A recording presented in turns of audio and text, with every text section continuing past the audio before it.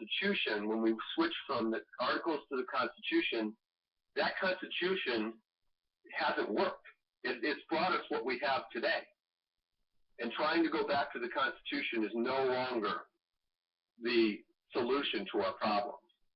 The solution to our problems now entails a completely new organizational structure where we start to organize locally and go back to that model that we had pre-Constitution, where we have total local control, but we have to be organized. And the only way we can get organized is small groups. That is the key to us being organized. Groups of, I believe, 8 to 12 people with a common bill of ethics, code of behavior based on non-coercion. I've been talking for a long time. Do you have any questions so far on what I've said? No, sir. I agree with that. You know, I've said that the whole Liberty Village concept, this ain't nothing new. It was called Small Town America, and you had the farmers camped out around the town, right, growing the food, you know, working together, working with each other. The problem we've got with Patriots and Americans today is they have been so programmed by that Talmud vision that they don't, it's like trying to even putting Patriots together is like trying to herd cats. You know, I agree. It just, it's very difficult. So I came up with the idea of the Liberty Villages, which I started because I had 5 acres, and I had actually smallest town on the map. I had the only 2-house town on the map in New Mexico, and I had 5 acres, and I figured, again, we could put up some low-cost structures, teepees, yurts, cabins, and we could let people live and work together and make money. I mean, like having a Indian version of a Motel 6, you know, because teepees were cheap and durable. And I love what you're saying. I get it, and I think that's fine. But that's not going to work for our liberty advocates in downtown Chicago. That's right. Or New York or Cincinnati. So what I'm talking about will work. Okay. It will work in the cities. It will work in the country. It'll work anywhere, and because it's based on a model. Let me give you an example of where this is already working in large organizations. Exactly what I'm talking about. All right, sure, go right ahead. All right. Are you familiar, Clay, with a company called Gore and Associates that makes Gore-Tex products? I know about Gore-Tex, but okay. All right. Well, Gore-Tex is made by Gore and Associates. That's the name of the company. Bill Gore was the founder of that company in 1958. He worked for the company you mentioned a little while ago, DuPont. DuPont, he was an engineer, and he used to work for DuPont, and he was miserable, just like everyone else that works with a hierarchical, top-down, bureaucratic company. But while he was at DuPont, they did implement some creative alternative solutions to problems. What they would do is if they had a particular problem, they would try these teams of, at like 8 to 10 people. And they would let those teams have tremendous freedom and figure out on their own how to solve a particular problem. And Bill was fortunately on some of those teams, and he and everyone else on those teams were amazingly effective at getting things done. And Bill kept having the thought in his mind, this is how companies should run. People should be able to talk to each other. We should flatten the organization. There shouldn't be somebody telling you what to do, and then somebody telling him what to do, and somebody telling him what to do, and everyone's afraid to communicate, and all these problems with hierarchy. So he left DuPont, and he started Gore and Associates in 1958. Well, Gore and Associates is still around 60 years later. They now have 10,000 people. They're all over the world. And no one in Gore, and those 10,000, everybody's an owner. It's a multi-billion-dollar company. It's a privately held company. every one of those 10,000 people own part of the company. And every one of those people are in a group of somewhere between 6 to 12 people. And they work with other groups if they are on a big project. But basically, it's about 10,000 entrepreneurs working together in a structured, sort of like a structured chaos. But it works. And no one tells anyone else what to do.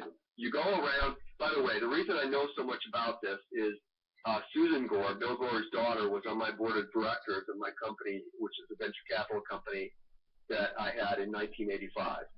And Susan was on my board of directors, and I got to meet her and work with her, and through her I got to meet her dad, Bill. And when I met Bill in 1985, he was already a billionaire. When I met him, he was the most humble person I've ever met. He handed me his card, and at that time I was all, I'm the CEO and chairman of the board and co-founder of United Investment Groups, and I have 40 employees, and all in my head and my ego and everything. And here's this billionaire. He hands me his card, and it says Bill Gore, Associate on it. Not billionaire, not founder, not chief executive officer. He didn't have a chief executive officer. He was an associate just like everyone else in the company. He had obliterated all hierarchy in the company. It's a flat structure. So I got to meet him and find out how they work. When you joined Gore and Associates, you came in and you went around to different groups, different small groups, because the whole company is organized into small groups, self-organized. You decide what group you're going to go into. You have to negotiate with that group. And you have to negotiate what you're going to do for that group, and you sign a contract. Everybody in that group decides how much everybody else in the group is going to make. I mean, it is unbelievably different than any corporation you've ever heard of. And they have 10,000 people operating in that way, completely non-coercive, nobody telling anybody else what to do. So that model is exactly what could be implemented. And people like Bill Gore know that that model could be implemented anywhere in any kind of organizational structure. So it is a model for what I'm talking about, Clay, and it could be done. And there are other companies that have done it too. Can I continue to, is it okay if I continue? Because I'm kind of on a roll here, but I want to kind of finish this and bring it to how we implement it for the Freedom Organization. Yes, sir. I have seen things like this. I believe the term was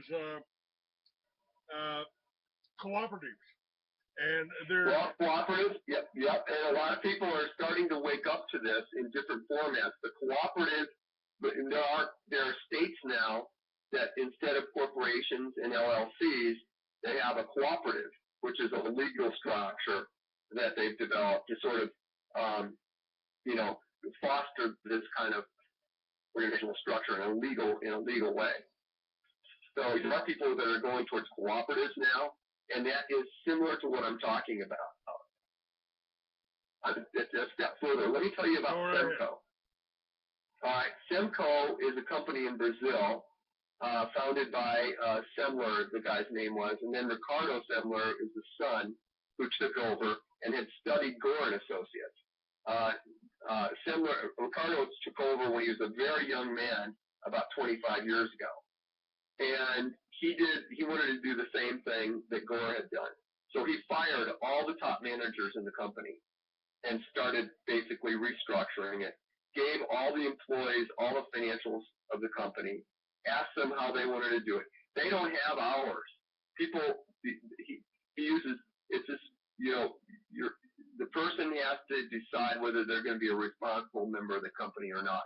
If they don't show up for work and they can't do their work, then obviously it's not going to work out. But they don't have hours. Nobody tells them where they don't have to come into the office if they don't want. It's all about self-sufficiency, responsibility, and working with a team. And again, they're all broken down into groups, small groups. And they have over 3,000 employees, and they do about $450 million a year in revenues, extremely successful, and it's almost exactly the same structure. Now, I'm just reading his latest book, which is called 7 Day Weekend, and in there, he says that we have already, in fact, they have a group within their company that takes these principles to police stations, to nonprofit organizations, to hospitals. He makes it very clear in there that any organization, any group of human beings can implement the principles, these same principles, and have success and have people be happy, prosperous, self, and it's a complete new thing. Sandler's books are amazing, and it's very similar to what the Gore and Associates have done. The other one is D. Hock with Visa, and he wrote a book called The Birth of the Chaotic Age. And when he was with Visa from the beginning, Visa went from nothing to the largest commercial enterprise on the planet within 10 years. And CAORD is chaos and order. And basically, he laid out the principles for that, which includes having the minimum structure necessary to maintain stability and longevity of the organizational structure and the maximum amount of freedom. So anyway, I don't want to spend too much time on this. I think what I'm trying to do now is give your listeners an idea of what I'm going to be talking about and explain, which we call Titania, basically. Titania is the new structure we're talking about doing. We're basically talking about teaching people how to form groups of 8. 8 is the ideal. It doesn't have to be exactly 8, but we call them octalogs.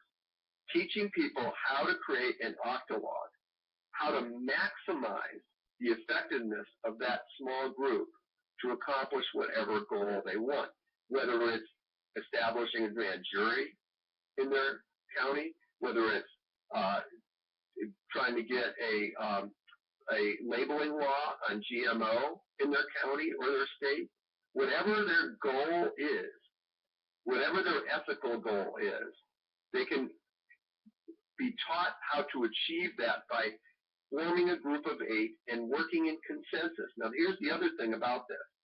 It's not majority rule. Majority rule is going to guarantee that somebody's pissed off when they're a minority, right? What you do is you learn how to have that group work in consensus. In other words, everyone agrees before you move forward. Now, that sounds like really hard, but it's not. You can learn how to get consensus within a group. And those are the things that we're teaching. We have a book called Flourish. It was written by Bob Podolsky. You can go to a website. It's called flourishfairfield.org. And that's the website we made for this here in our town. When I gave a presentation on this in here in town, me and Bob Podolsky spoke. We had Foster Gamble in on Skype. We had 150 people show up, and this is a town of 10,000 people. We had 150 people show up, and 35 of them took our Octalog training workshop that weekend. And we have 15 Octalogs that have started since that, and that was just about a month ago, that have started. People are getting it. It started, and it's the new model. It's the new model that Bucky Fuller explained, was talking about when he wrote that quote I mentioned earlier. A new model based on non-coercive ethics, based on achieving consensus, based on achieving or working within groups of somewhere between 6 and 10 people, preferably 8. Gender balance is also important. The ideal octalog would be 4 men and 4 women. And then, on top of that, if you have bigger projects that you want to get done in your community or your state or your nation, you form holomats, which are more than 1 octalog. In other words, if you're going to need, say, 100 people to get some project done, you get 8 or 9 octalogs of people that have the similar idea, and you have a contract to work together. That's how they do it in Gore and Associates, by the way. So I've been talking now, and I've gone through a lot of stuff, but I think I've given you kind of the vision here. I'm sure you have questions and comments, so why don't you why don't you give me some questions or comments? I think what you're proposing here is an excellent idea. I'd like to know more about structures. I've been basically working for myself most of my life, from selling donuts door to door to putting together distribution companies and magazines and publishing magazines. And when I started hitting too close to the truth, the militia movement was growing, and of course they blew up Oklahoma City to try to throw a monkey wrench into that. And when I questioned the whole 9/11 thing right at the beginning, I said no Arabs in a cave in Afghanistan, made the U.S. Air Force stand down. I referred to it as an exaggerated case of Jewish lightning, blowing up the jewelry store, burning down the jewelry store to get the insurance, which is exactly what Larry Silverstein did. And there was an attempt on my life. That attempt was it was not successful in killing me, but they managed to stop all of my advertising, stop all of my source of income, so I was never able to get back up to where I was in the beginning. I couldn't get help. I couldn't get people to work, in a concentrated movement. I like what you've said about octagons, because that's a new term that's familiar. People can look at and understand that, and certainly takes the whole term Pentagon to a better level, I would think. Right. And I'd love to work with this. I mean, they have. I've had people buy my companies to shut them down. I mean, I understand that we're in a war here, and the whole point behind all of this is to basically enslave everybody in the world. I mean, the war on terror, I think, is war against anyone anywhere in the world that doesn't want to go along with one world government of the bankers, by the bankers, and for the bankers. Yep, you've described it exactly correctly, in my opinion. Now, the idea of working with people that are already established, part of the methods used against me. Right now, I think I've got one person in my chat room. He just showed up. Yesterday, my whole internet was shut down right in the middle of the show. And we know that's coming from fusion centers. And the fusion centers came from Senate Bill 1959, where they tried to demonize anybody that was in the militias, in the Patriot movement, that carried a Constitution on their dash, as somehow being homegrown terrorists. So what they've done to us is demonize anybody that's trying to stand up for freedom, about liberty. And to me, it's really about liberty. It's and that's the way I built myself for 20 years, as the voice of liberty. Yeah. And the people out there, I had advertisers in unrelated businesses. I had a magazine about motorcycles. I ride a motorcycle. I had a magazine about motorcycles. I had it sold for $500,000 on Thursday. We signed the papers. Monday, I walked in. The CEO was white and shaking, said he couldn't go through with the deal. Somebody had contacted every stockholder in this company. I don't know how to deal with that. I don't, I've been doing this radio show for 20 years. I've interviewed people that were like Lynn Meredith, Irwin Schiff, that talked about the IRS. And people say, well, is that right, Clay? Is there no law? Yeah, they're absolutely right on, but it's a little like going to Al Capone and going, hey, Al, I heard, I learned that extortion is not legal. I ain't paying you no more. When you get out of the hospital, you'll probably start paying again. And that's the way the IRS operates. What we're faced with, in my opinion, is a criminal organization that, as Kennedy told us, is all over using covert means, and they're working all over the world. So my question is, I'd love to take part in this. I'd love to be in this.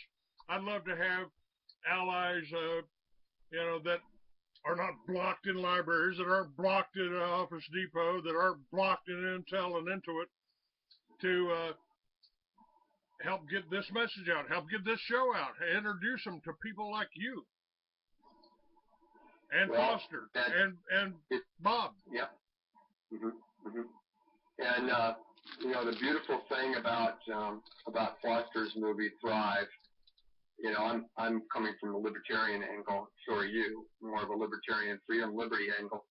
But he has been able to, and I've seen it because when we advertised here in town, we got a lot of progressives that came to our meeting. He's been able to unite people of different, political ideologies behind the philosophy of non-coercion. And that, to me, is really exciting because it's all about uniting people and giving people a work to work together for a non-coercive structure. Now, I've seen one of those books. It's very similar to what you were talking about that you've written, and they had a very interesting take on the future. They thought that the United States, it's a vision of the United States finally breaking away the federal government and each state going its own way. Well, states were very different in their vision, and I think they're right. I think, you're going to have states that are very libertarian. You're going to have states that are very much in line with, more Bible, conservative Christian states. You're going to have states that are very liberal. They're not going to last long, but they're going to be that way, and they're going to be socialistic. And people will move to the states that are most in tune with their desires in this vision. And I think this lady was probably right. Things are going to change, but people are going, it's like birds of a feather flock together. And people are not necessarily going to give up their ideologies.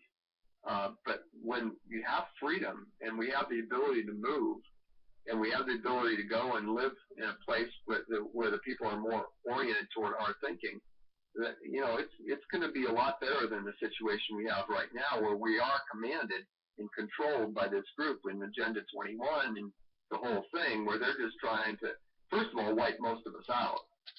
And then those that are left live as slaves in high-rise, multi-unit dwellings. And then the rest of the country is for the polar bears and wolves and whatever else, and that's their vision. If you look at their map on Agenda 21. And Wildlands Project before that, they want to drive people out. This is what the forest fires are about. This is what the turning the wolves loose again. They want to drive everybody out of the wilderness, because that's the closer you are to nature, the closer you are to God, I think. And the more self-sufficient you can be. Yeah. And obviously they don't want that. No, they don't want that. Not at all. They don't want anybody. The last thing they want is self-sufficiency. So, that's not part of the program. In those novels that I wrote 45 years ago that I intend to bring out this year, I've just got to update it because 45 years ago, computers were science fiction, so my offices were filled with IBM Selectric typewriters in my stories. Right. So I got to update it a little bit, but it was about Christians, people, Judeo-Christians, that were freaking out about the drugs on the streets, and so they moved to 4 states where they kept the same kind of laws and the same kind of prison system they got today. Mm-hmm. And the comparison to what free will and self-sufficiency and liberty was compared to these 4 police states. It was really, it made things really obvious that you can't see here. You can't see because of the control of the mainstream media. I intend to get those books out, and it's happening now. I think that sounds exciting. I'd like to see them. I'd be glad to. I mean, I wrote them 45 years ago, and they look they read a little bit like an old hippie novel, you know, Furry Freak Brothers or something. Right. But you know, obviously the whole marijuana thing is really bolstering the economy of California and Colorado and Washington and Alaska. You know, and it's not, you know, people ask me, well, Clyde, how can you promote marijuana? Isn't that a gateway drug? Isn't that a gateway drug? And my reply is absolutely. Absolutely, if you got to buy it from a drug dealer. If you could go to the drugstore and get it, don't promote it any more than alcohol. It ain't no more of a gateway drug than alcohol. Unless I've talked to a lot of people from Amsterdam and that live in Holland, and their instances of drug abuse among the young kids is so much lower than it is here. And everything's legal there. Heroin, morphine, you know, LSD. It's all legal there. But guess what? People are going to choose whether they're going to use drugs or not is not going to be dependent upon whether something's legal or illegal. And you know, the illegal system, in my opinion, has caused more drug addicts and more drug addiction than if everything was completely legal. Absolutely. And not only that, I would rather, if you want to kill yourself with heroin, I would say, you know, tell Obama, tear down that wall, replace it with tables, let the Peruvians, let the Colombians, let the Mexicans bring all their agricultural products up, lay it on the table, pay a duty on it, and let Americans abolish without worrying about going to jail, without us having to spend $50,000 a year to put them in jail and feed and clothe them, and line the pockets of the corporations that have set up this private prison system. You want to kill yourself with heroin? Go over there, sit in that corner there, sit over there near that ditch that we got there, so we don't have to carry your body, spend money on gasoline to carry your body to the graveyard. And you know, if you want to go home, I don't care who you sleep with. I don't care what position you use. I don't care what you do in the privacy of your home. Just don't try to influence my children. Don't try to influence my neighbors. And choose what you want. Do what you want, and accept the consequences thereof. Yeah. And we save money. As long as you're not harming anyone else, do what you want. That's right. That is the whole basis of my Solomon novels. Solomon was the name of my character, and it has some pretty interesting twists because Solomon, the Christians thought he was the Antichrist, the Jews thought he was the Messiah, and the twist is that he was both. Cool. Might be a little bit more controversial than the Da Vinci Code, but but it's science fiction. That is really fun. It's science fiction. That really sounds great. Sounds like you're way ahead of your time. But if I'm on the flourishfairfield.org website right now, if people will go there, they can see a video of Foster when he spoke here via Skype on the Titanian Octologs.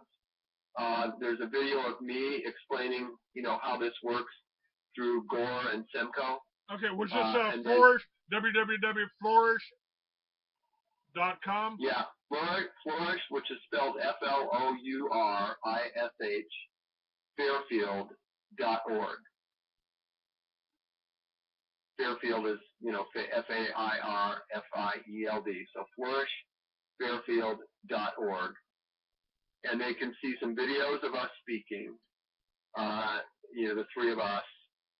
Then, after the videos and a brief description of what this is all about. And here's the point. It says, the Titanian Octolog workshop content includes in-depth study of ethics and their application, Octolog dynamics practice sessions, Octolog-based methods of amplifying and synchronizing the creativity of Octolog members, discussion of Octolog recruitment, contract considerations in the formation of holomats, which is more than one Octolog, and opportunities for further study and leadership development. That's what the Octolog workshop teaches. And then after that, I have some different websites. I have where people can go and they can read the preface to the book, where they can go to order the book, which is, let me give you that website too, okay? If people want to order the book Flourish, they can go to www.titanians.org. Spell that for me. Titanians is Titanians,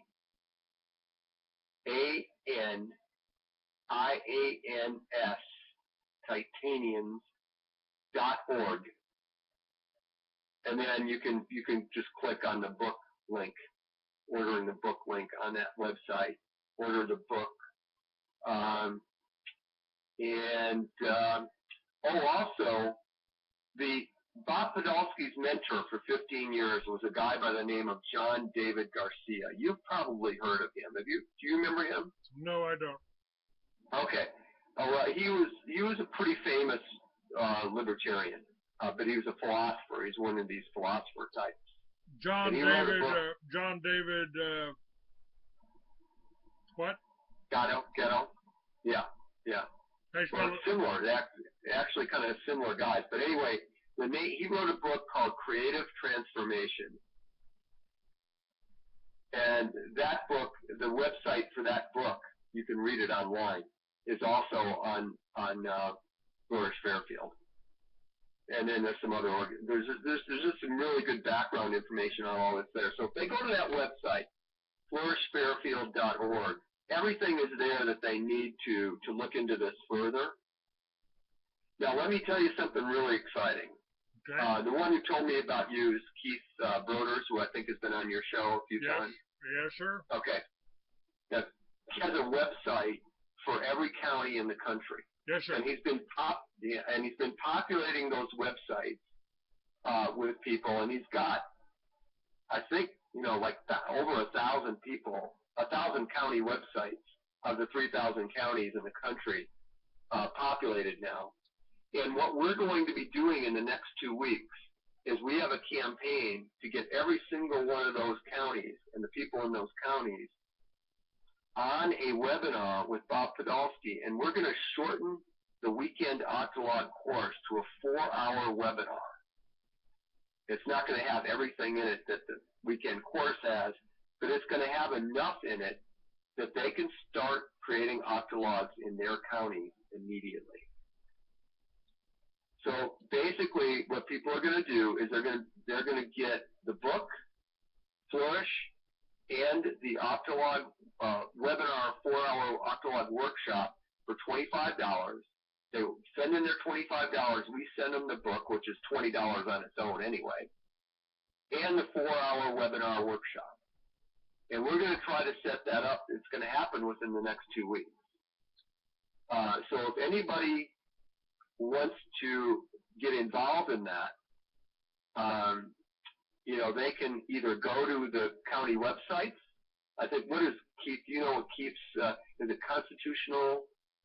I can't think of what his website is. It's the Constitution Club, and yes. that is also up on my site. I've got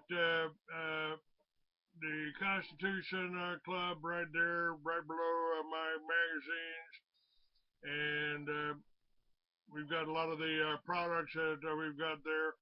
His website is constitutionclub.ning.com. Okay. The sign up is all you got to do is click on the Constitution Club banner on my site, and that'll take a copy there. And I've got up on my site, please copy and paste this banner on your website. Invite your friends to join the Constitution Club. And it's www.constitutionclubusa.com. So here's how we tie all this in together. All your listeners, just go and do that. Sign up for the Constitution Club by going to your website and clicking on the link. And then sign up for this Octolog training. And that's going to be on Keith's website too. You can sign up for the Octolog webinar and order the book Flourish right there. And just be part of this thing that we're going to be doing in the next 2 weeks. We will be promoting you on that, and I would like to have you and Bob Podolsky on. I've got all of next week open, Tuesday, March 25th. My player now for the Blog Talk Radio for this show is now up on the Constitution Club website. Okay. So we are making progress, and we are working together. There's none of those, well, I want that, we're doing exactly what you said. We're working independently.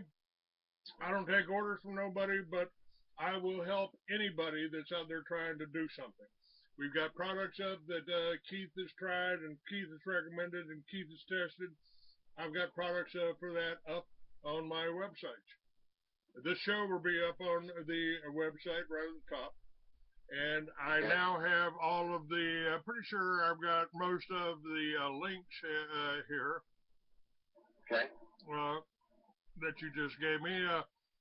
FlourishFairfield.org and Titanians.org. Titanians.org. And all of this is up on today's show, Friday, March 21st. And I've got the next.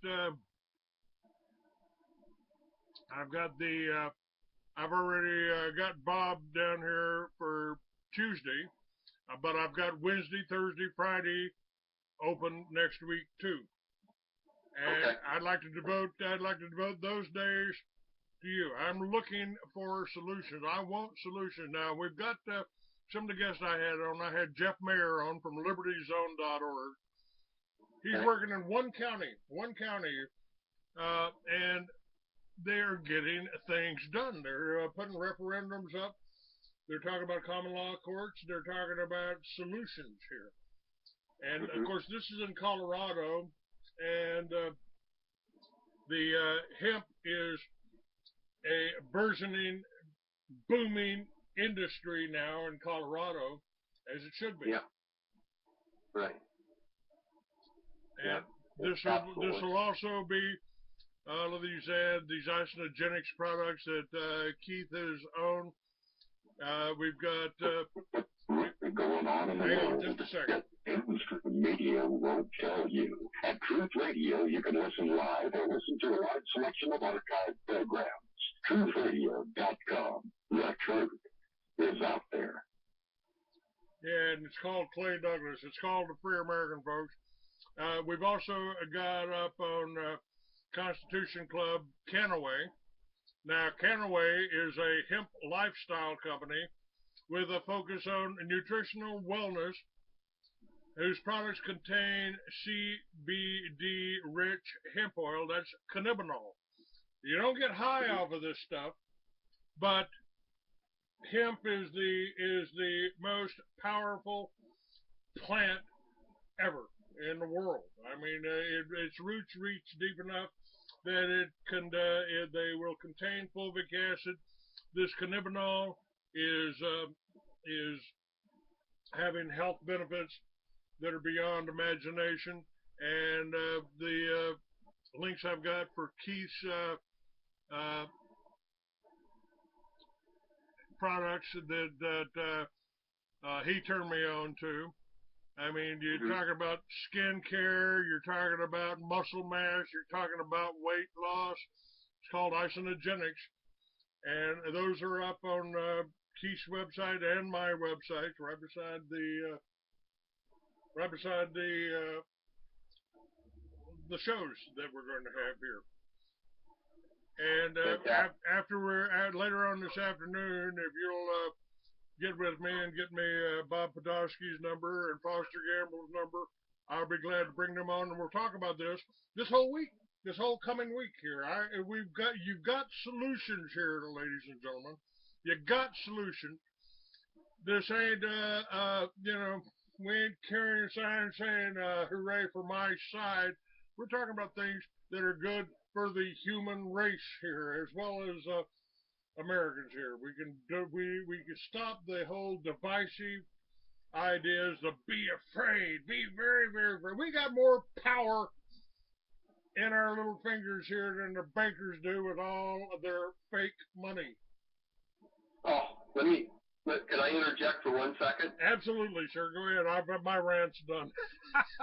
So, well, I am 100% in agreement with everything you said. And you said what I want to elaborate on is what you just said about how we have more power in our little fingers. We have so much power, more power than they do. The difference is we're not organized. And the example I like to give to people is this. When you have diffuse light, like the light from a battery-operated flashlight, that's what you call diffuse light. And those photons, those light photons, the photons which makes up the light, are in a very disorderly, unorganized pattern. But if you take those same photons and you line up 1% of them, guess what happens to the other photons? They line up too. And what do you have then? You have a laser. That diffuse light has transformed itself into a laser light, which is millions of times more powerful than what you just had. And it's the same photon. It's just that the photons have organized themselves into a coherent pattern. And that is, in essence, of what we're talking about. And if you want, I have another hour. Is that correct? Yes, sir. Yes, sir. We got one whole hour here, and the floor is yours. Okay. Well, I just brought up my PowerPoint presentation, and if you would like, I could go through for the next few minutes here and go through my PowerPoint presentation that I give to explain what this is all about. Because in essence, that's what we're talking about. What I'm going to be talking about now for the next hour is how we line up ourselves in a coherent manner so we start to use the power that we have. Because remember, there's only, 300 families that own the 700 largest corporations in the world, something like that. Yes, and of course, those 300 families are organized in a top-down way where there's really just a handful of families who are in charge of that whole thing. So they're very, very organized, but they don't have the people. We have billions of people that want to be free. Billions of people that want to be free. Those billions of people need to become organized. Now, here's that. I said before that there was this quote by Bucky Fuller. I want to read exactly what that quote is so people understand. I was kind of paraphrasing it before, but this is what Bucky Fuller said a long time ago. He said, "You never change things by fighting the existing reality. To change something, you have to build a new model that makes the existing model obsolete." That's what we are going to do, folks.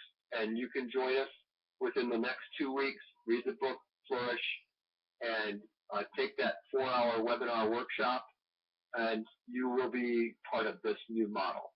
Now, there is a book out called The Great Degeneration, How Institutions Decay and Economies Die, that you don't have to read. I just read the foreword and skipped through the book.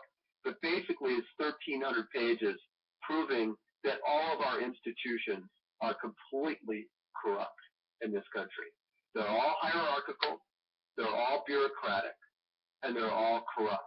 And that is what's controlling us today. They make unethical decisions. We are going to create a model that uses ethical decisions and is very well organized in small groups. Now, why is it that everything is so corrupt? Well, you've all heard the quote, power tends to corrupt, and absolute power corrupts absolutely. And that's true. But really, what's more appropriate is this quote by William Pitt. Unlimited power is apt to corrupt the minds of those who possess it. What happens is power, we were talking about drugs before, the most powerful drug on the planet is power. And Jefferson knew this very well. And he talked about it all the time, and the founders knew it too. That's why they tried to limit the power, because once somebody tastes power, it is so addictive, they just want more of it. And then this is one of my favorite quotes. Power attracts the corruptible. Absolute power attracts the absolutely corruptible. What we have is we have this coercive government. Government is the only entity that can legally use coercion. Well, that makes it very powerful. So all the people who are corrupt want to control the government because it can use coercion. That is it. That right there, that's the whole kernel of everything we're experiencing. The international bankers who are very corrupt and very powerful want to control the government because the governments can use coercion. So for the last 300 years, the international bankers have worked to the point where they now have this central banking worldwide with the International Monetary Fund, the International Bank of Settlements, the central bank of the central bankers, and they control all the government. And so it's infinitely corrupt. Now, this is my favorite quote about power. This kind of sums it all up. It is said that power corrupts, but actually it's more true that power attracts the corruptible. The sane are usually attracted by other things than power. David Brin, 1985. Clyde, don't you love that quote? Yes, sir. In other words, it really does take a psychopath or a sociopath to want to have so much power that they can control the whole world and put people in,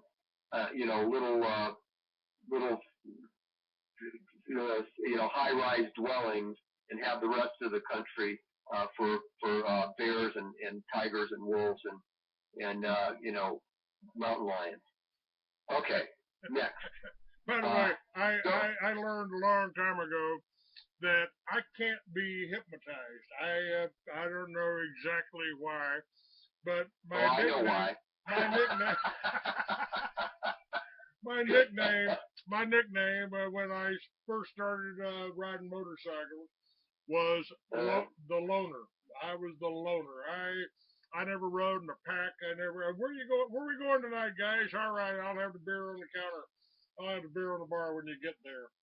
See ya there. and that's a detriment too. I mean, I don't work well in groups. I can get up and speak before 1,000 people without missing a beat. I've been on doing this radio for 20 years or more, and publishing for a lot longer than that. Never been sued for libel or slander. I've been slandered a lot, but I have really been searching and keeping my eyes up, interviewing so many people, thousands of interviews over the last 20 years, looking for the type of organization that you're describing. I don't want to control anybody. I don't care what you do. I don't care who you do it with, as long as you don't hurt anyone else. I don't like bullies. And if you go after I don't approve of our wars. I don't approve of what our veterans have done. I was fortunate that I didn't have to kill anybody when I volunteered for Vietnam because the government tried to kill me before I got there. I was fortunate, but I stopped that war. I helped stop that war by putting peace symbols in Kmarts. And by helping start Normal and things like that, and I was the first distributor for High Times which is still in business. I was the first distributor in Texas for High Times. The publisher or the editor for High Times, Andy Cowell, was a friend of mine. So, you know, I've had my hand in, and suddenly now, with what's happened in Colorado, Jimmy Clay was right about what he said 20 years ago, 30 years ago. He was right. Yes, guys, that's true. And I've been looking for an organization like yours that you and Foster and Bob are putting together, because I'm an asset. I'd be glad to promote you. I'd be glad to help you. I don't want to run anybody's life. I don't want to be the boss, you know. And you know, I've gone through this whole medical bull. You know, they tried to kill me, and when they couldn't kill me with that, they tried to overdose me with $750,000 worth of drugs. I guess their only mistake they made was trying to overdose an old biker. Your tolerances were already built up pretty high. It was pretty high, and when I got out of the hospital, they told me, make sure he takes his Depakote. I said, no, I read the contraindication. I don't want a heart attack. Thank you. The only thing I need is a joint and a Harley. Leave me alone. And it's again that everything's, you know, this is positive in my mind, but it has its drawbacks. I'm too goddamn healthy to get medical marijuana in the states that got medical marijuana. So I was a little excited that maybe for the first time in 45 years I wouldn't be a criminal anymore, but it didn't quite work out like that. Well, things are moving in your direction, Clay. They're definitely moving in your direction. Good. It's you know, and things are. I mean, there are some good things. You know, like what's going on there, and Snowden was another good thing that's happened this last year. And you know, there's indications that people are finally waking up, and that's good. We just need to get organized, and that's what I'm talking about. But let me go on with this because this is exciting stuff. So let me tell you a little bit about Gore. They make over 1,000 products, employ 10,000 people in 50 locations around the world. 40%, and this is basically started out as an engineering company. 40% of those 10,000 people are women. That's a very, very large proportion of women. They have one of the most gender balanced. This is a progressive term. Excuse me for being politically correct, but you know, 40% women, which is really, really amazing. Annual revenues are over $3 billion. 50 years, they've never lost money. They've never had a year that they lost money. Always first in employee satisfaction and retention of any company in the world. All associates are owners. There are no titles, no bosses, and no formal hierarchy. There are labs, not a network. These are comments from one of their spokespeople. More powerful to have each person decide what they want to work on. Freedom to decide and a commitment to deliver on your promises. Hey, we've heard that before, Clay. When you're free, you also have responsibility.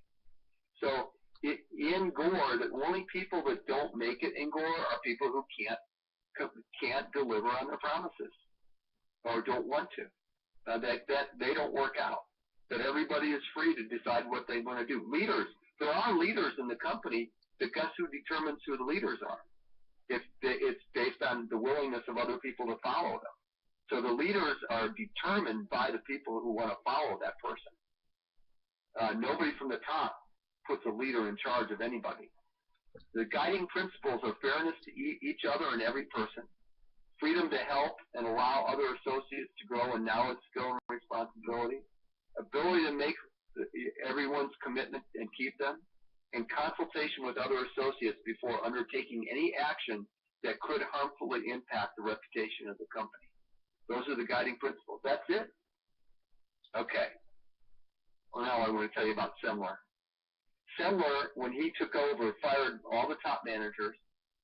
He eliminated nearly all job titles. This is a company in Brazil. Eliminated nearly all job titles. They do about 450 million. No, actually now they're way above that. That was a few years ago. They're probably 600-700 million a year. They have about 3,000 people working for the company. Everyone in the company knows how much everyone else earns. There are no secrets.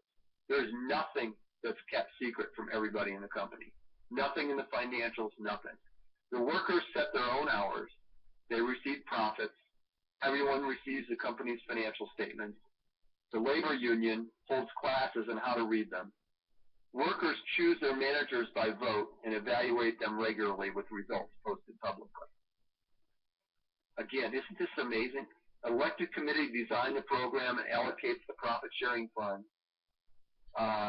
Let's see. This is also in Gore and Semco, both. Confederation of Small Freestanding Units. The structure is part of why Semco can adapt quickly to deal with threats and seize opportunities. The small freestanding units are typically anywhere from 6 to 12 people, but no unit has more than 150 people.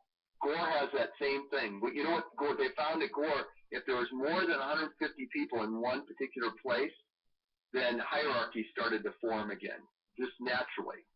And so what Gore did is he made it so that every building in where any of the Gore facilities are only holds 150 people, only has 150 parking places.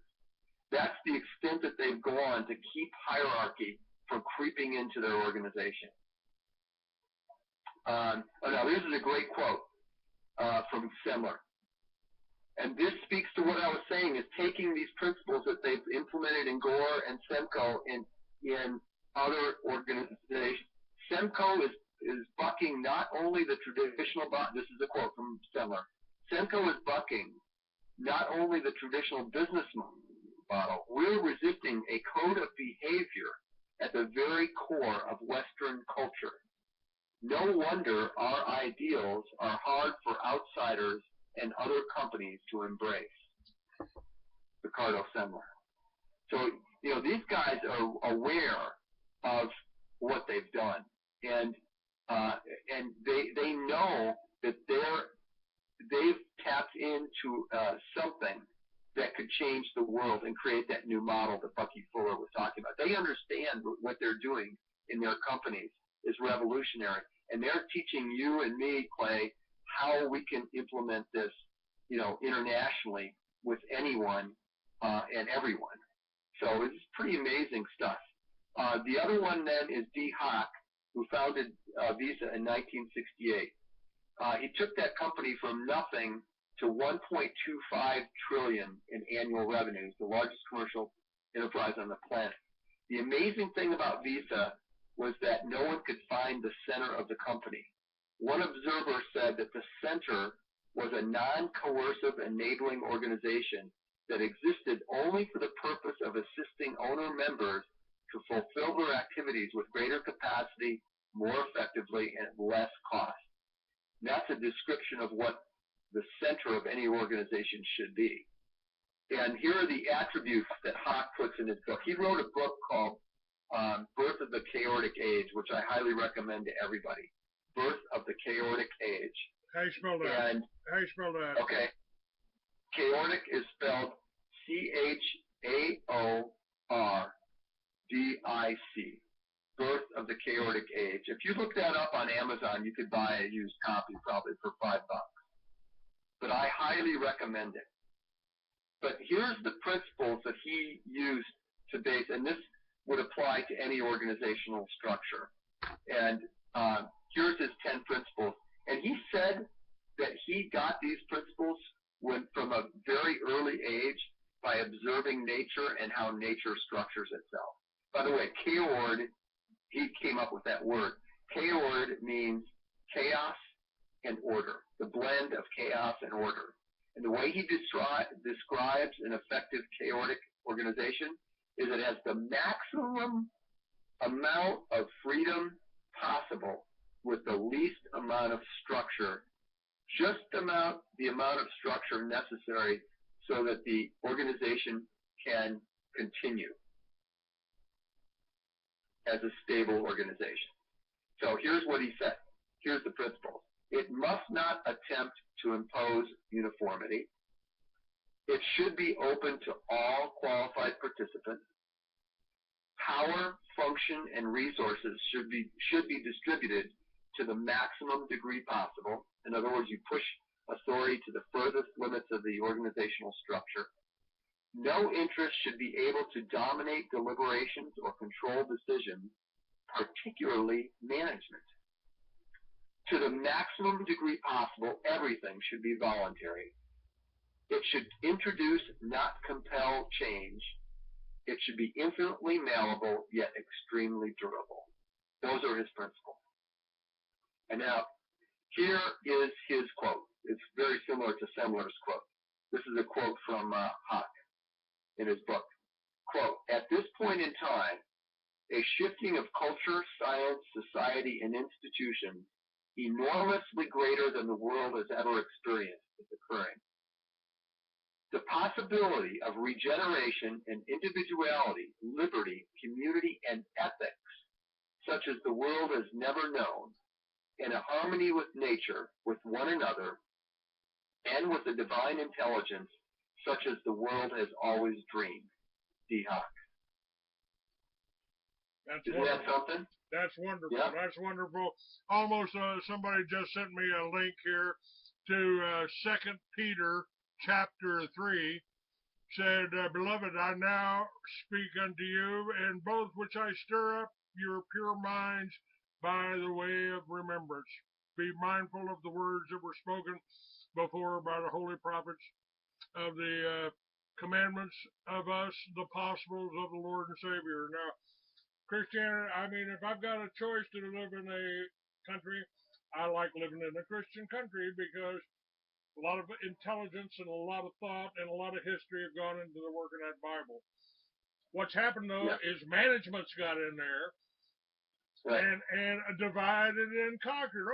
Oh, you're a Methodist. You believe in dancing. We're Baptists. We don't believe in dancing. No, that's not what we need to do. What you are speaking of now is the way. And, you know, Clyde, we've got more potential right now than ever before in any time in history. Individuals out there, individuals have come up and figured a way to make something that's as thin as a human hair and as strong as steel. Right. The technology is there. You know, Tesla developed the electric current, electricity, and his devices and his inventions still haven't been taught and still haven't been used because, J.P. Morgan couldn't figure out where to put a meter. How do you put a meter on electricity that you can pull out of the air? Yeah. The guests I've had on have talked about fusion engines. You know, I've said that the whole thing behind the UFO thing, the reason it's so top secret is the oil companies don't want you to know that we could have lunch on the moon and be back in time for supper and not use a drop of gas. Yeah. The technology is there. What we don't have is the control, and we can have the control if we work together. Their minds are there. I've got a friend of mine that's on a regular basis. His name's Paul Pantone.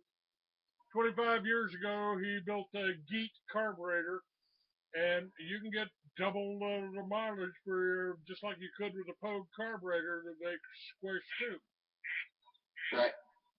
We have more technology. We can build houses. We can do things that we couldn't do 50 years ago. Absolutely. And even Henry Ford built a hemp car that you could hit with a sledgehammer, and the sledgehammer bounce off, and you could run. I've actually seen that video. Yeah, it's incredible, and you know, of course, Henry Ford was sidelined, and the Ford Foundation, their job was to make us mergeable with the Soviet Union, and I've told people there are a few things I can't tell you. I can't tell you if the government took over the mafia, or if the mafia took over the government. I really can't discern that. I can't tell you the difference between communism and fascism.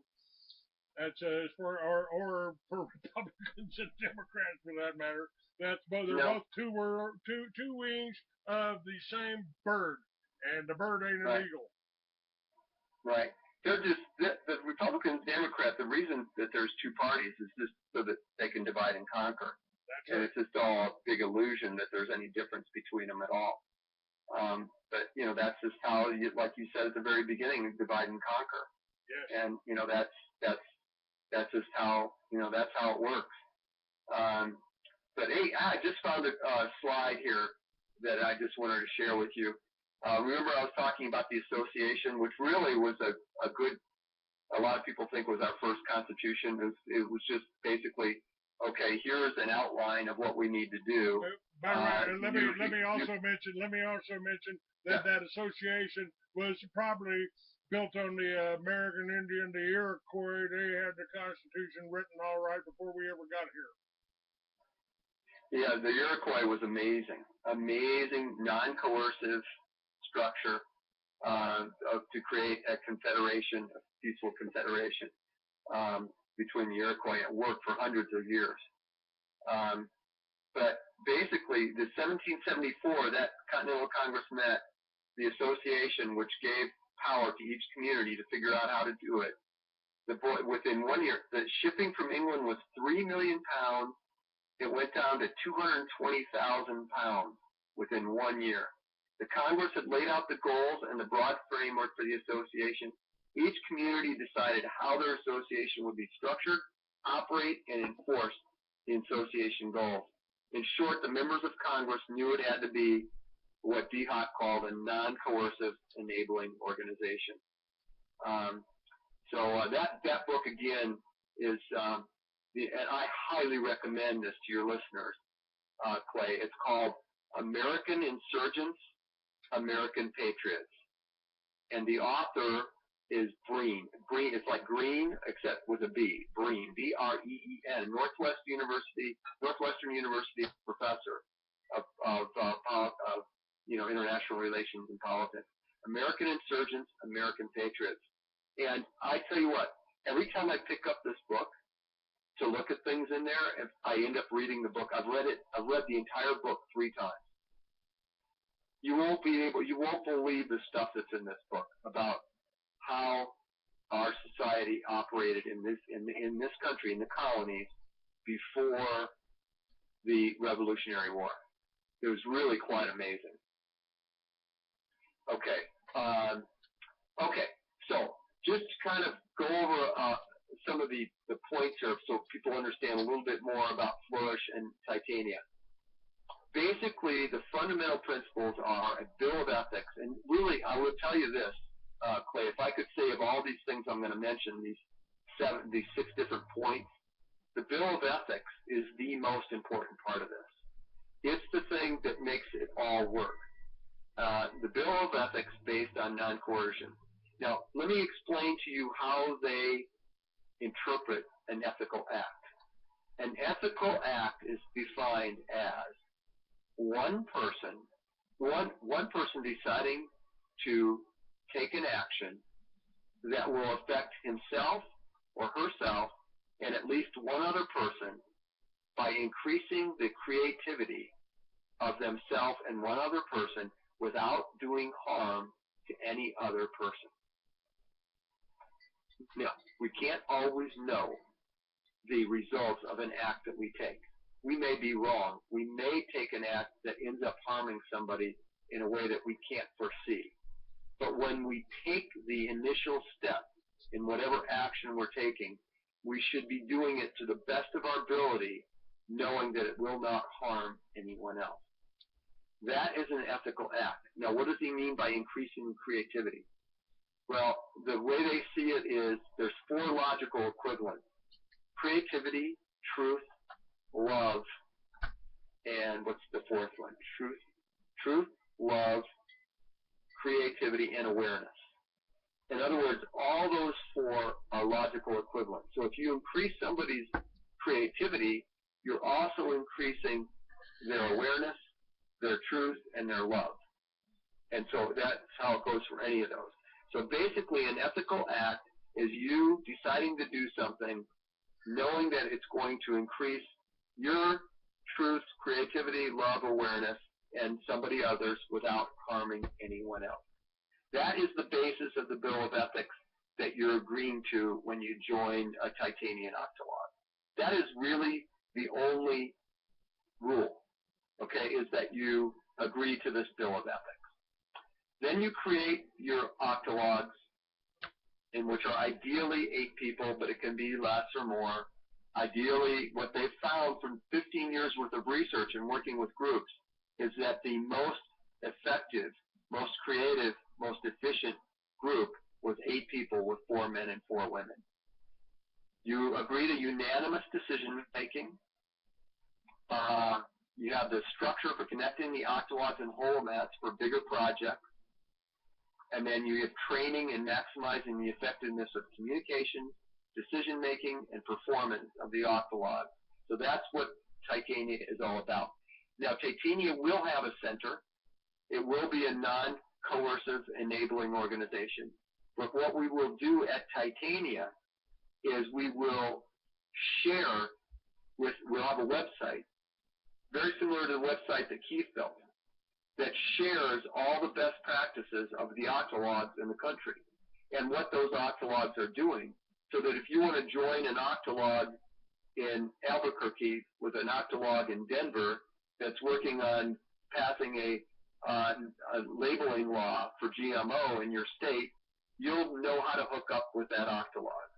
So that's what Titania, the center of Titania, is going to be doing. It'll be doing training. It'll be doing coordinating of Octologs and holomats around the country. Let's see, what else? So that's pretty much a good review of it. I kind of skipped some stuff, but hopefully I gave everyone a little bit better idea of what Titania is all about. And it's basically, a self-governing model that could eventually replace all coercive organizational structures. There's nothing that is being done now by our government or our corporations that is coercive, that they're doing in a coercive way, that couldn't be done in a non-coercive way. And I mean nothing. Even the way that we run our criminal justice system could be done in a non-coercive way. Well, first of all, you get rid of all the, like you were saying before, if you haven't committed a crime, if you haven't harmed anyone, you're not a criminal. That would get rid of what, 80, 90% of the people in prison? Yes, and it would restore the rights of millions of people. Millions of people can't vote, haven't been voted, aren't able to own a firearm, are being put into jail for this. Matter of fact, in my latest magazine, I just put a story of a man, I believe he's in Missouri, that's been sentenced to life in prison for having some marijuana. Yeah. That is insane. We got to fix that. Yeah, it's just crazy. Yeah, I absolutely agree. There's so many things, like people talk about the environment. If people were organized in the way we're talking about doing, and you weren't able to engage in an act that harmed anyone else, well, guess what? There would be ways to deal with people who harm someone else's air and water and the air and what they need to breathe and eat. And so, all that could be taken care of by these Octologs and these holomats, and getting people to realize that they need to act ethically. And building something on their land that destroys the water and the air of their neighbor that doesn't work. That's got to be dealt with. But right now, what happens now is the governments are paid by these large corporations to allow whatever they want to have happen, and the people don't have any say in their local area about these things. So, I got a great quote here by Robert F. Kennedy that says, "The federal government is America's biggest polluters." The federal government is America's biggest polluter. And you know why that is? It's because the federal government, any federal government agency can destroy the environment, and they have no responsibility. They have what's called sovereign immunity. Sovereign immunity, you can do anything you want if you're the government, and you have no responsibility for fixing it. if you're a corporation or that is licensed by the government, you're, in other words, a contractor for the government, you are covered by that same sovereign immunity. You can destroy the environment and get away with it. So this thing is so corrupt at the very top that it's no wonder our environment is screwed up. It's because of coercive corrupt organizational structures at the very top, hierarchical bureaucratic structures. And it's being done not only with fluoride, but our chemtrails. I put a video out about chemtrails 20 years ago. Yeah. And yeah. it's still just as current because nobody's forced them down. I've showed people where they left, where they were based. We've got analysis. They've even got warning signs up. Don't eat the white snow on top of Mount Rainier or Mount Shasta. Right. Why? Because right. It's contaminated with aluminum. It's contaminated with barium, and of course your water's been contaminated. That's why Monsanto's making aluminum-resistant plants. Yeah. I know. It goes on and on, doesn't it? And by the way, Foster would have a good story if you can get him on about the chemtrails.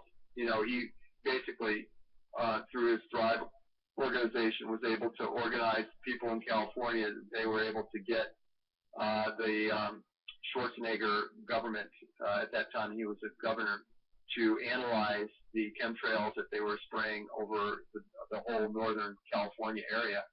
And they analyzed them and found all kinds of carcinogens, things to make people infertile, make people sterile. All these things were contained in those chemtrails. And supposedly it was they were spraying to kill some bug, that was eating the plants. And that's what they found. They got him shut down. So he has quite a story on that. So maybe get him on your show. He would. I would love to have him. If you give me the numbers, give my numbers to everybody. By the way, it's kind of strange, I've been doing this for 25 years.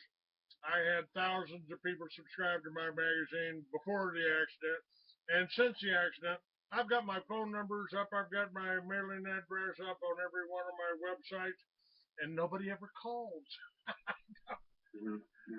Kind of strange, but if you can get Foster, Bob, and by the way, right here on my page here, today's show, I've got Clyde Cleveland, and I've got American Insurgent, American Patriots, and I got the link there to the Amazon. You can go right there to my website, click on the book cover, which is right under your name, and people can get that. I appreciate your recommendations. Well, I wouldn't mind if you would put up my commonsenserevisited.com up there. You know about that. Commonsenserevisited.com is my website. I have that. That is up there right under your name, sir. Wonderful. Thank you very much. I appreciate that. Also, flourishfairfield.org is there. Titanians.org is there. And then American Insurgents Patriots. All you got to do is let people know. Everything is there. Everything is there. And I'll add your book, Common Sense Revisited, from Amazon. I'll add that to my Amazon store. Beautiful. I always like to recommend you. I'm sure you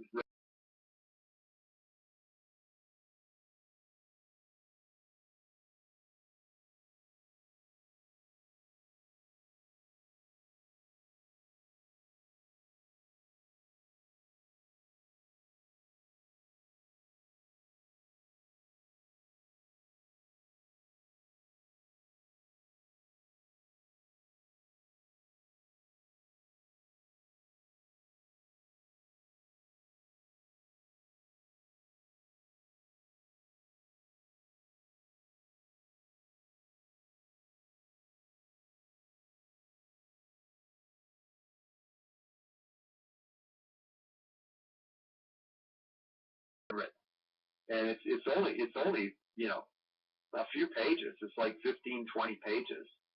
But it's like every sentence is a great quote.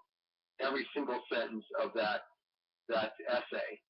And it's basically on the nature of the relationship between government and the individual. And I just consider it one of the greatest classics ever written.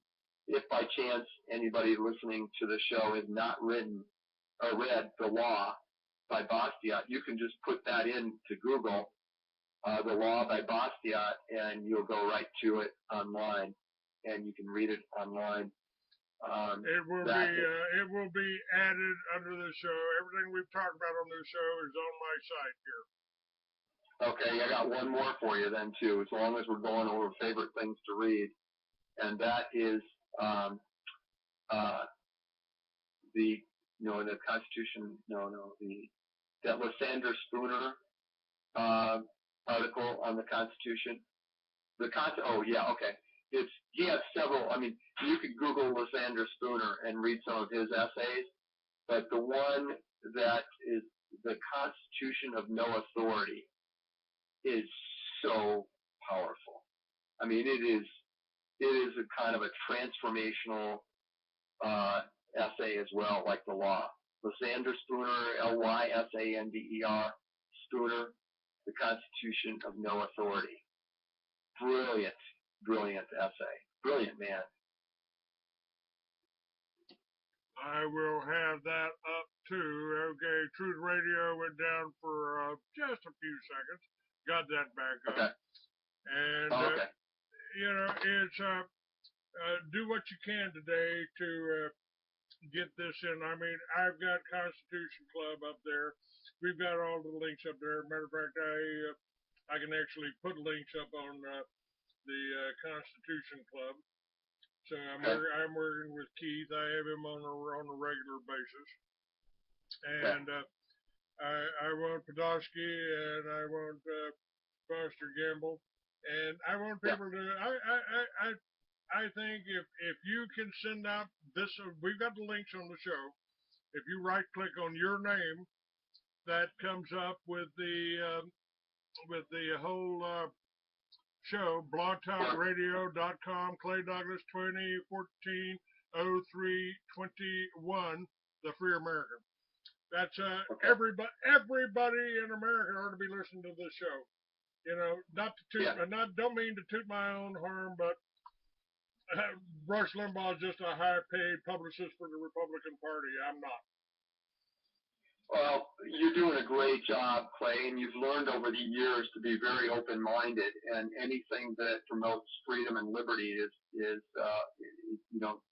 you understand that that's what it's all about. And I think you also have got, like me, it sounds like a lot of us that have been in this for a long time are starting to realize that we have to work together and we have to have an organizational structure to work within.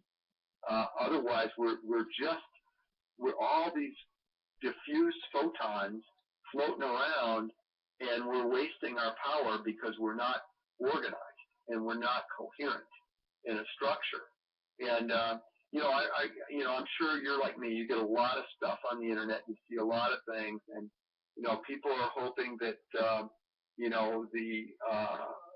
Martians save us, or they're hoping that Nassara saves us, or that the White Knights save us, or the White Dragon Society saves us, or the people from this archangel is going to save us, or this person, or that entity, or that it's like everybody's waiting for somebody else to come along and save us.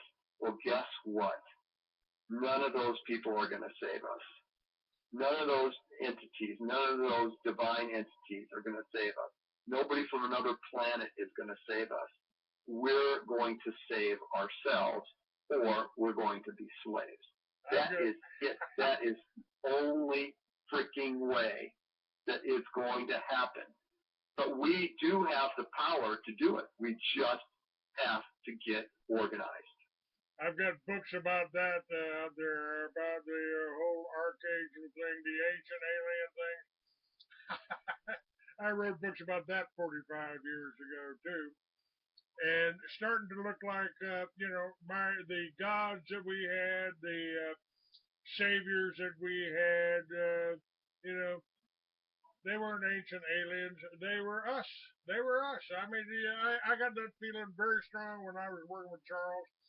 I was in a room with Dr. Eugene Schroeder, who organized the whole farm movement that drove the tractors into Washington D.C. with Charles Collins Right. talking about the Federal Reserve, and I said, wow. I'm in a room with the founding fathers here. He could be Jefferson, he could be Franklin, he could be, I could be Right. Patrick Henry. I mean, this is I don't have any heroes. I don't have any heroes for movie stars or anything. I respect intelligence, I respect dedication, and I respect men that are not afraid to step up to the plate and say, hey, we can do better. We can do better. We don't have to do it that way. We don't have to do it that way. Insanity is doing the same thing over and over again and hoping to get different results. We do something different. We think differently. We have to look at things differently. And we do it without harm. We do it without coercion. I ask people about what about this whole New World Order thing? You want to go out and shoot somebody? Who are you going to shoot? The AT&T operator? She's part of the New World Order, isn't she? Should we shoot her? Probably. And the thing is that, or are you going to shoot the kids that are working for them that they put in uniform? Those are our cousins and nephews and nieces. That's right. You're not going to solve this thing that way. And like I said, even if there was some entity from some planet that appeared to be good, we don't want them to be controlling us. We don't want anybody to be controlling us. That's right. Because eventually we don't know what their real aims are. We don't know. We need to rule ourselves, and we can do that. But there are, like you mentioned, the Iroquois. The Iroquois were a bottom-up structure, a tribal structure. People were very self-sufficient within that structure. When the Anglo-Saxons had the principle of tens, the 10 family units, they were very, very self-sufficient, within their own communities. And the 10 family unit was basically a self-governing structure. There are examples of self-governance throughout history, but we don't learn that in school. We don't learn anything about that. What we learn in school is the government, the state is basically what we learn in school now is that the state is God.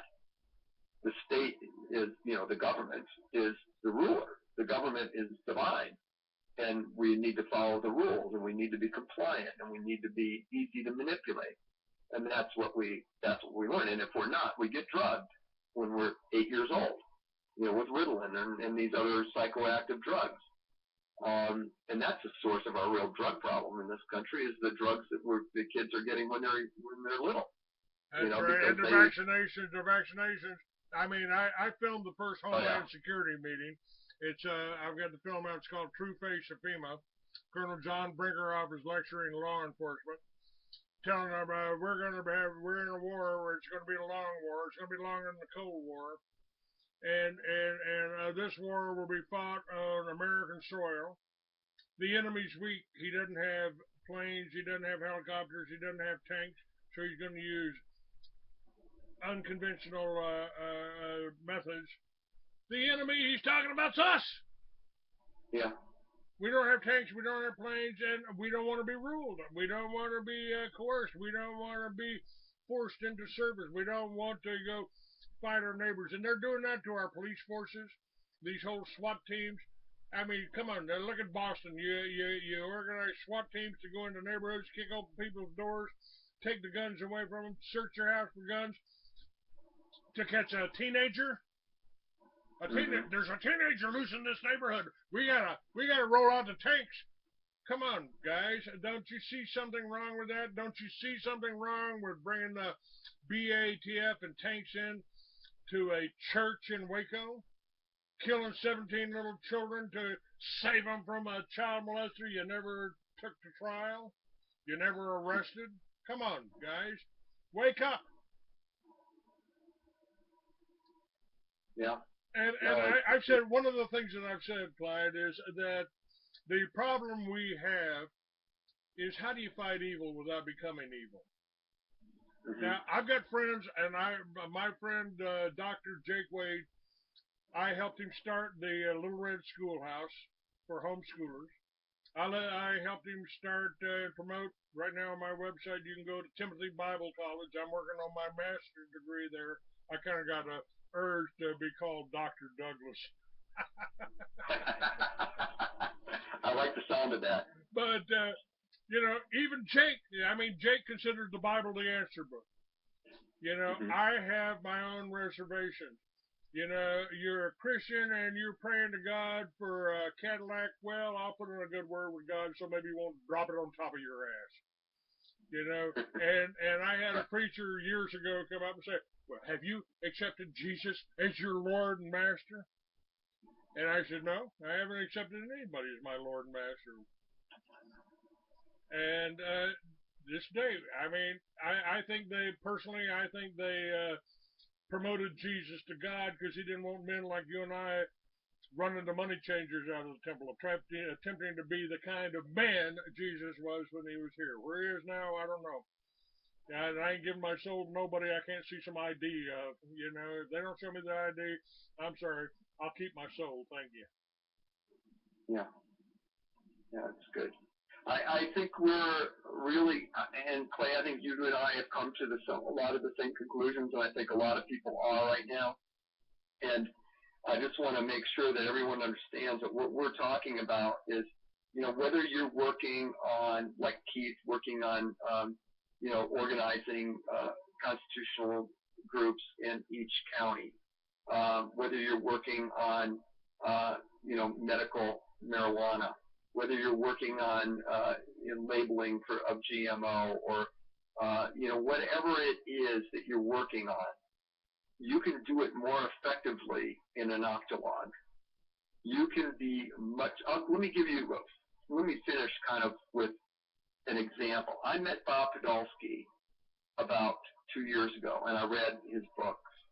And and that was the first time people have been trying to put the two of us together because they knew that we would have a connection when we met. And so I had Bob come to I have a place in Florida, and I had him come there. He was down in Florida at that time, and we spent the weekend, he and my wife and I, talking about Flourish and Titania and this whole thing and how we can, how it worked and how we could help each other and everything. But I was very busy at that time. And I had just started to form a group called Free America Now, which is very similar to what you call yourself. And we had left the Tim Turner Republic, and there was a couple of us that decided we needed to do something because that thing was falling apart. And so I had met Bob, and I said, I said to this lady, Mary, that I worked with in Florida, I said, we need to implement some of these things when we start this Free America Now. Let's start by deciding to have somewhere around 8 to 10 people, no more, in our group. And let's decide to make decisions by consensus where everyone would agree before we did anything. And so we implemented that with Free America Now. Let me tell you what happened. It was really quite amazing. First of all, we Keith Broder, Don McGreevy, Mary Heiler, really fantastic people from around the country. And we decided, okay, what we're going to do is we're going to have a mission statement. We're going to do all these things. But I put out the idea that I would like us to agree. I thought we wouldn't do anything unless everybody agreed. 100% unanimous. And everyone agreed to that. It took us longer to get things up. Everything we did was so powerful. Agree about a minority agreeing we were agreed. And to us, it's like consider first. And so we met, we unanimous that we did what they had for sheriff's sake. And then we met with Richard, and Richard said, well, I want to get it done. This was already in October, right? You know, and want to have it within 9 days. We're going to need to raise at least $100,000 to get it, because I don't want to pay any money to come. I want to raise all that money. So I said, well, wait a minute, let me get in 90 days. It's over Christmas. Want us to raise over $100,000 to get over 100 sheriffs to come to something that they've never heard of? And he said, yes. And we said, okay, we'll do it. With something like $130,000. We got 100 sheriffs to attend that. We got speakers. We helped him get the speakers. Richard was intimately involved, but it was our group that was my first work. So beautiful, so powerful. So I give you that example. That could be applied or anyone else listening is working on. You learn structure, you learn how to work, 6 to 10, and you learn how to use these things, and you will maximize your creating things done and creating this new model all the time. So what's that? How does that sound? That sounds wonderful to me. You can count me in for anything that you want to do. I would, if I had the money for gas for the repairs that I need to make on the Harley, for the gasoline, I would pack up. I've got one thing up on my site called a juice box, and what it is a solar generator that would fit on the back on the sissy bar of my Harley. And I would take my computer. I would take my Skype. I would take my modem. I got a little clear modem here that'll fit in my pocket. I could charge that all with a juice box. I could put lights on it, and I could go to every motorcycle rally, every Patriot event around the country on my Harley, and speak and do this show from right there, wherever I'm at. I'd like to do that. That'd be awesome. That would be tremendous. It would, you know what? It would be fun too. Well, I've always been kind of that way. I never took a job that I didn't want to do. That I had an ex-wife that kind of got on my case about, well, we never take a vacation. What do you mean we don't take a vacation? We go everywhere. We've been to Washington. We've been here. We've been there. Yeah, but you're always working. Because I like to work. I enjoy what I do. I enjoy this radio show. And while we've been sitting here doing this radio show, I've updated my website. That website is updated right now. It's got links, and if you wait maybe 10 minutes when I finish putting this video here, this YouTube video that I've recorded, when I get through putting that up on the Constitution Club, when I get through adding the law and Lysander Spooner's books, links to the books up here on this show, you can send this whole show out.